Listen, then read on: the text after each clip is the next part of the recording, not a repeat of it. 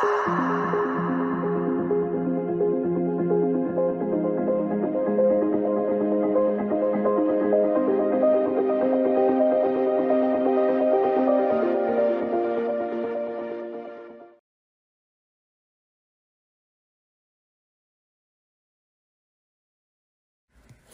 of all, I would like to introduce myself. My name is Neveen El-Deen Hassan Al-Qassaby. I work as an assistant professor at the Higher Institute of Art, Literature and Artistic Media Translation at the Academy of Arts. النهاردة إن شاء الله هنعمل مع بعض presentation إلقاء لورقة بحثية بعنوان الشعر المولد بالذكاء الاصطناعي بين النجاح التلقائي ومحاكاة الفكر الإنساني، مختارات من قصائد الحاسوب في ضوء منهجية مايك شاربلز عن الكتابة كنموذج. طبعا البرزنتيشن ديت إلقاء البحث ده هيكون باللغة الإنجليزية وهي لغة كتابة البحث الأصلية. My paper is titled AI-generated poetry between spontaneous success and imitation of human thinking, a selection of computer poems based on Mike Sharples' writing paradigm. The research paper outline. The research tackles the manipulation of artificial intelligence in the process of generating poetry as it becomes a well-known phenomenon in the 20th and 21st centuries. In 1956, John McCarthy has introduced the term artificial intelligence in a summer conference held at Dartmouth College. The widespread of generative poetry makes reading verse accessible to the social media users all the time and anywhere.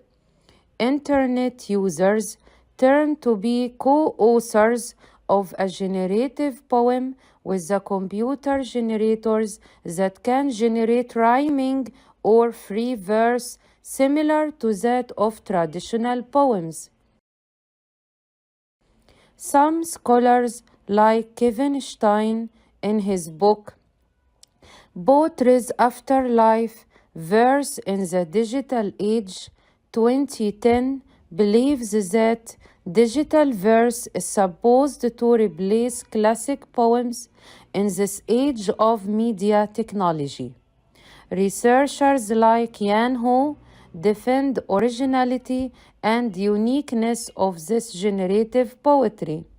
In his viewpoint, the use of AI in generating literature poetry can sometimes deconstruct a given literary text so as to add to its topic or main theme and lead to the birth of another literary text.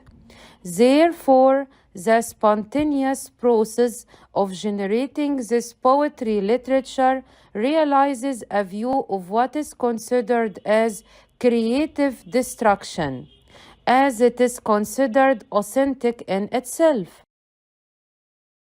Some other researchers believe that generative literature can be considered as authentic simply because it is a reproduction of previous literary texts. Moreover, Lugo G. Oliveira gives examples of poetry generators. He believes that some of them, like Trala Lyrics and Wong and Chan's 25 haiku generator, violate sentence structure or semantic appropriateness in a generated poem. The researcher gives a brief history of artificial intelligence and how computer softwares and machines have undergone many developments so as to acquire cognitive skills similar to that of humans. In Artificial Intelligence, A Modern Approach, 1995, Stuart Russell enumerates four main programs that are meant to realize a development of AI technology. They are mainly as follows: the Turing test approach, the cognitive modeling approach, the laws of thought approach, the rational agent approach. However, computers take decisions and generate poetry literature based on the input of data into software programs. This supports the viewpoint that computer systems generate poetry just as an imitation to traditional poems. The researcher focuses on chance and choice and New York as two examples of the early AI-generated poems published in Richard Bailey's book Computer Poems, 1973.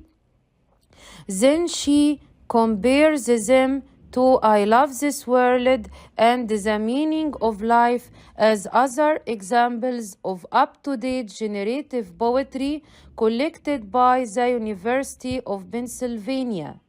This is meant to find out whether this AI poetry realizes elements of poetic imagination and maintain a view of Sharples' creative writing or not. Research methodology.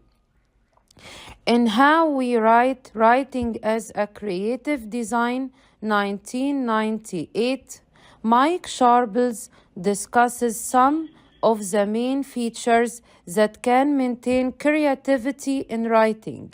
Among them, cycle of engagement and reflection, constraints, restrictions of writing, design language, primary generator, conceptual spaces, modes of thinking which include high-low focus thinking, high-focus knowledge telling, Janusian thinking. A. Zalibor believes that individual spirituality is a unique characteristic of poetry. She enumerates different types of imagination, which include poetic imagination, prosaic imagination, pictorial imagination. The researcher develops an analysis of the AI-generated poems discussed in her paper in the light of the previous points. Some ideas that are discussed in the paper. Sharples differentiates between creative and non-creative literary texts through analyzing the process of writing itself and its distinctive features. Among restrictions which subdue process of writing are the writer's personal information and the competence in language. Discussing those writing restrictions, he states that, now I'm quoting him, writing is necessarily constrained. Without constraint, there can be no language or structure, just randomness. So constraints should not be seen as restrictions on writing, but as means of focusing the writer's attention and channeling mental resources. They are not deterministic, dictating thought in the way that the terrain dictates the path of a ball rolling downhill, nor are they like the rules of writing I listed earlier, guidelines to be picked up or discarded at will. Rather, they are the products of learning experience and environment working in concert to frame that activity of writing. Constraints on writing can be modified, but to change them, a writer needs to understand how they operate. And one skill of a writer lies in applying constraint appropriately. The notion of writing as constraint satisfaction is one of the key themes of the book. Writing involves a cycle of engagement and reflection. Writers devote their time to reflect and verbalize their thoughts in language, thus revising and organizing the flux of conscious and unconscious thoughts in order to generate a work. The researcher believes that AI writing generators are among the means of writing, but they do not review the generated texts. Therefore, many of the elements that can maintain uniqueness in poetry remains unfulfilled. For instance, in Margaret Chisman's Chance and Choice, a computer machine seems to be dictating words as if they were written in a dictionary. Therefore, the message seems to be vague and unclear due to the repetitive use of fragments. Similarly, in the poem New York, the systematic repetition of the question form turns language and poetic images to be somewhat dull and stand still. Moreover, the use of declarative sentences and the recurrent use of the verb let in the order form make images more direct and less deep. I Love This World is the third AI-generated poem that is discussed in this paper. It is written as an imitation of Wordsworthian language and romantic poetry.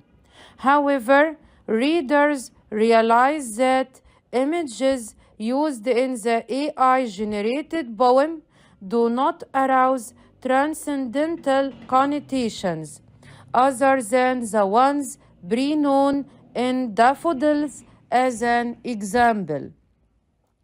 The meaning of life is the fourth and the last AI-generated poem to be analyzed in this research.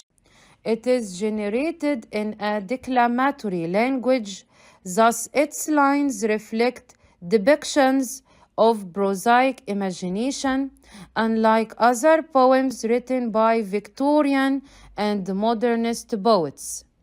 Though the automated sentences are written in verse lines, they do not generate new ideas or drive readers to indulge in meditations simply because words do not have connotations.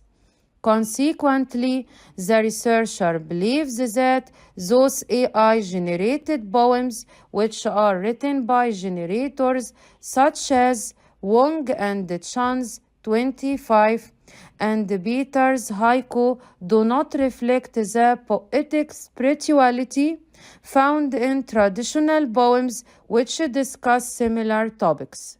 This is because software programs generate poetry which imitate the form and the structure of pre-stored poems in spite of being written using different words. I hope that you enjoyed my presentation. Thank you very much.